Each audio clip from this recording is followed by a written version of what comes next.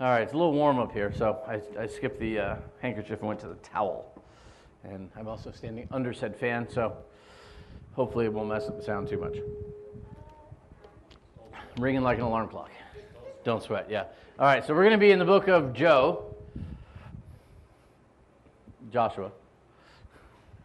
We start there. Now, we've been talking about what? Nouns.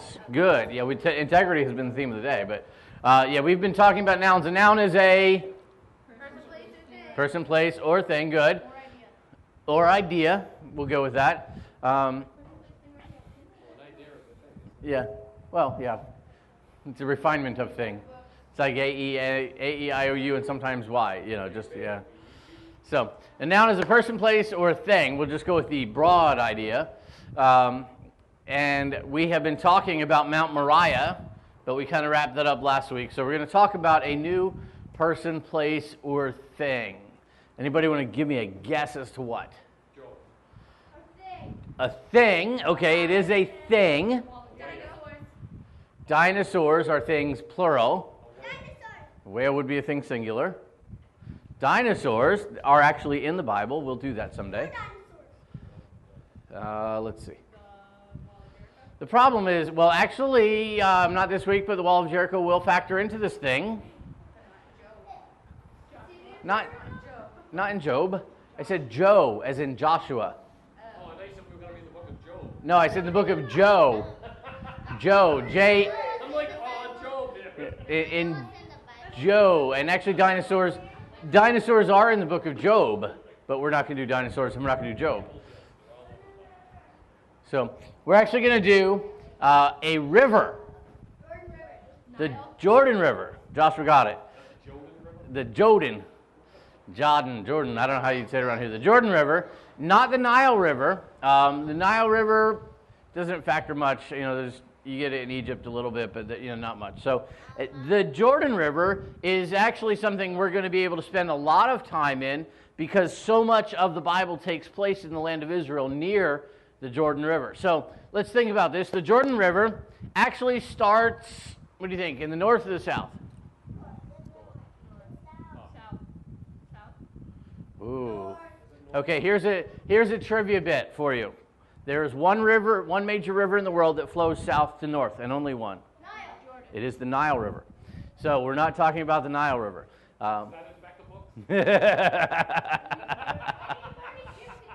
The Nile flows from the south to the north, and so Upper Egypt is actually in the south and Lower Egypt is in the north. It confuses you, but it's the way it is.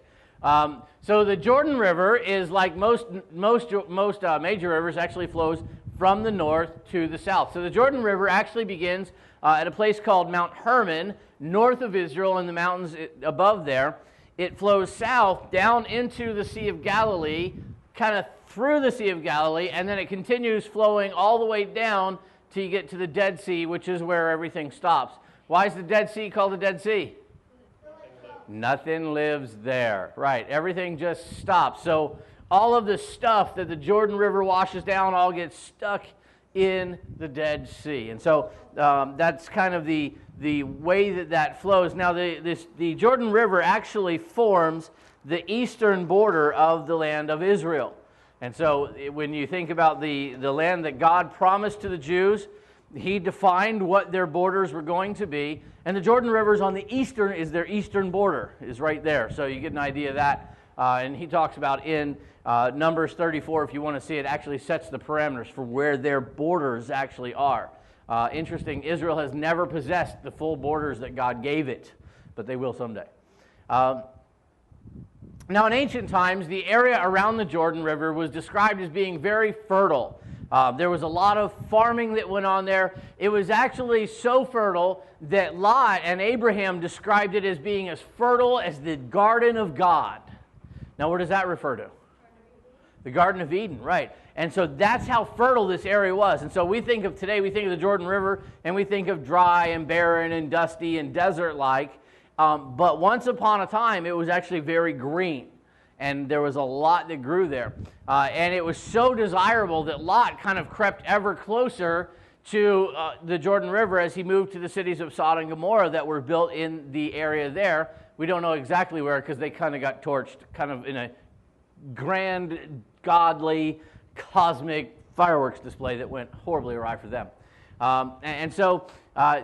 don't know exactly where they were, but they were somewhere in the Jordan River Valley. Now, Abraham settled actually to the east of Jordan, and so nothing really happens much. He settled in the area of Bethel, closer to the Canaan Sea, and so nothing really happened around the Jordan River through Genesis and Exodus and Leviticus and Numbers and Deuteronomy. Well, maybe close to Numbers and Deuteronomy, things started happening, because what started happening is the people of Israel started getting up, and they were on the eastern side of the Jordan River, and they were getting ready to cross the Jordan River and go into the land of Canaan, the land that God had promised them. And so as you get toward the end of Deuteronomy especially, or as you get through Deuteronomy, the end of Numbers, you get them right there on the eastern bank of the Jordan River. They're getting ready to go in. Moses is preaching a message to the people of Israel, kind of recapturing their history and the law and everything, and they go on. And so here they are, they're getting ready to go, and a terrible thing happens. What kind of terrible tragedy could possibly happen when you are parked on the eastern bank of the Jordan River and you're getting ready to go into the land that God has promised you? Flood. A flood? Well, actually, a flood kind of happened here, so that's not wholly wrong. Landslide and flood. What's the most tragic thing that could happen to a person? Somebody could die. Who died? Moses died. And so here they are. They're on the eastern bank of the Jordan River, and they're getting ready to cross it, and they're ready to go in the promised land. And Moses up and died because it was his time. And so when we start in Joshua, everything begins with this very short eulogy. Now, we talked briefly about a eulogy this morning. Do you remember what we said a eulogy was? It's the kind words that you say about somebody after they die. And so this is probably the shortest eulogy you'll ever see, and God gave the eulogy for Moses. And we're going to find that, and that's where we're going to begin this morning, or this evening. Joshua chapter 1. So it should be easy to find once you find Joshua, Genesis, Exodus, Leviticus, Numbers, Deuteronomy, Joshua. So if you have a Bible, go to Joshua. If you don't have a Bible, get one. We've got a lot of verses to read. All right. What page number? 116. 116, for those of you who are still frantically finding it. All right, so Joshua, here we go, ready? And after the death of Moses, the servant of the Lord, it came to pass that the Lord spoke to Joshua, the son of Nun, Moses' assistant. And so God comes down and he's going to talk to Joshua. Imagine having a dad's name who was Nun. Hey, Nun, you're kind of a nothing. You're none. You're no one. You're none. Nothing? No? Okay. You see the humor in that? Not at all? Okay. So Moses, yeah, it's too hot. Moses comes down, or God comes down to talk. And here's the eulogy in verse 2. Ready? Moses, my servant, is dead. Wow. The absolute shortest eulogy you'll ever hear. God gave it. It's a great summation. I mean, Moses was the second most important person in all of Israel, Abraham being the first. And I guess it's a toss-up as to which might be more important. But here's Moses, and that's his entire eulogy. Moses, my servant, is dead. Now, therefore, arise, go over this Jordan, you and all this people, to the land which I am giving to them, the children of Israel. Every place that the sole of your foot will tread upon, I have given you, as I said to Moses, from the wilderness and this Lebanon, as far as the river Euphrates, and all the land of the Hittites. And so God tells Joshua to get ready to go over the Jordan River, because God has made a promise that he is going to give the land to the people of Israel. And so God says to Joshua, Joshua, get ready to go. He said, be strong, be of good courage. I'm going with you. Everything that Moses commanded you do, everything that I command you do, and I will establish you just like I established Moses. And I will be with you just like I was with Moses. And everybody will know that you're in charge and I'm still God. And so he gave this command and this promise to Joshua. And then we find in Joshua chapter 2, the beginning part there, that just as they're getting ready to go, all the people are getting packed and ready to go, Joshua sends out a couple of spies. And he sends them to cross the Jordan River and to go in and to spy out a city. What city? Jericho. We found Jericho finally. So the spies, they go in and they check out Jericho and they almost get busted. And they're able to finally get away with some help. And they get back there, and at the end of chapter 2, they make their report to Moses. So we're down to Joshua 2, verse 22. Oops, walked right out of my flip-flop. Then they departed and went to the mountain and stayed there 3 days until their pursuers returned. The pursuers sought them all along the way, but not find them. So the 2 men returned, descending over the mountain, and crossed over. And they came to Joshua, the son of Nun, and told him all that had befallen them. And they said to Joshua, truly, the Lord has delivered all the land into our hands, for indeed all the inhabitants of the country are faint-hearted because of this. So here they are, there's the people of Jericho, they're inside their big city, and they got their big walls, and they got their big army, and they're all ready to go, and they are shaking in their sandals. Everybody is scared to death of Israel, and more specifically, the God of Israel, and they don't know what's going to happen. And so they're all waiting. And so here's Israel getting ready to cross the Jordan River. They're going into the land, and guess who's up first? And guess who knows they're up first? Jericho. And so there's a small problem that Israel has. As they're getting ready to go, there's this little natural boundary between them and Jericho. This boundary called the Jordan River. Now there's a couple things that we know about the Jordan River at this particular time, and we'll see them, but I want to kind of point them out now. First of all, is that that God promised Joshua that he was going to make a splash, as it were, with their crossing. He was going to do something amazing so that everybody knew he was God and everybody knew they were God's people. But the other thing we know about the Jordan River at this time is that it was at flood stage. As Josh mentioned, there was a flood.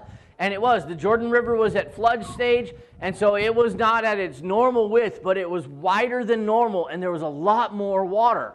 Which, if you're trying to cross an army across the river, and there is no bridge, and you have a river, and it's at flood stage, this is kind of problematic. It's hard to get through. And so God says, I'm going to make a splash, I'm going to perform a miracle so everybody knows. So that takes us to chapter 3 and verse 14. Here's the splash. Ready? So it was, when the people set out from their camp to cross over the Jordan, with the priests bearing the Ark of the Covenant before the people, and as those who bore the ark came to the Jordan, and the feet of the priests who bore the ark dipped into the edge of the water, for the Jordan overflows its banks during the whole time of harvest. So we know this is at harvest time. The priests are carrying the ark. They get there, and they're ankle deep in the water. So this is the picture. Jordan River, swollen banks, rushing water, priests in priestly garments, carrying a big golden box on their shoulders, standing in ankle-deep water. And that brings us to 16. That the waters which came down from upstream stood still and rose in a heap very far at Edom, the city that is beside Zaratan. So the waters that went down into the Sea of Arabah, the Salt Sea, or what we know as the Dead Sea, failed and were cut off, and the people crossed over opposite Jericho. So get the mental image here. Can you imagine if you were sitting at the city of Edom? This must have been a little weird. Because all of a sudden, God just put up like a force field. And the water couldn't flow this way, so it just started piling up.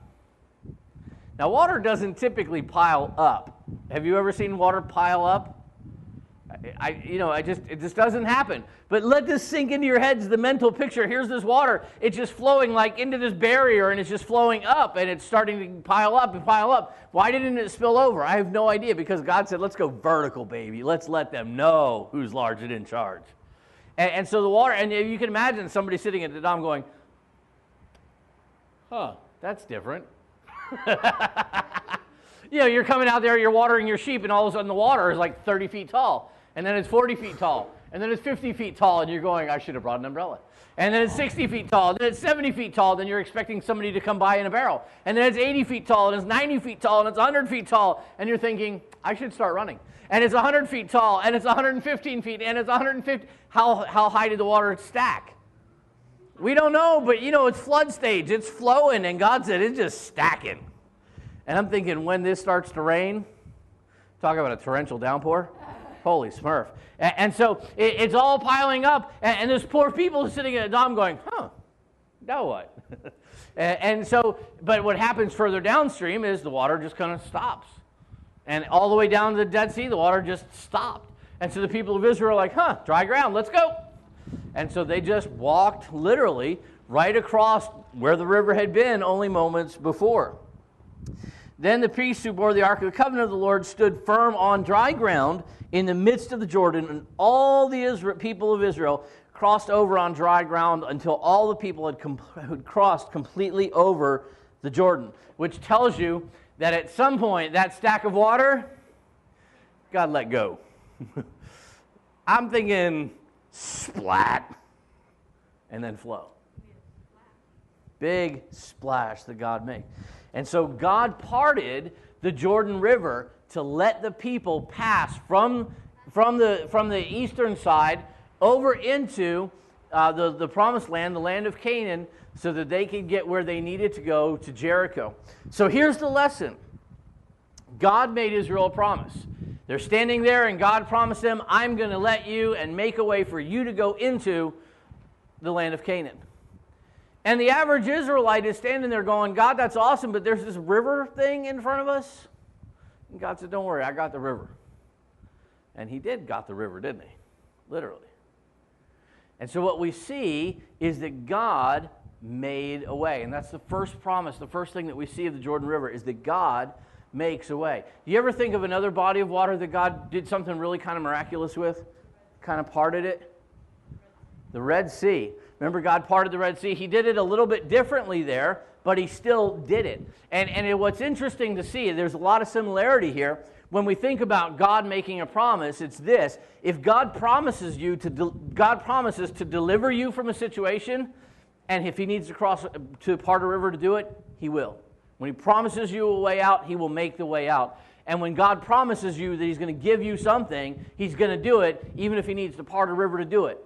So he'll part the river to let you escape from something that you need to escape from, and he will part the river to deliver you into something that he has promised to give you. So the first thing that we see about the Jordan River, the first lesson, is that God will make a way.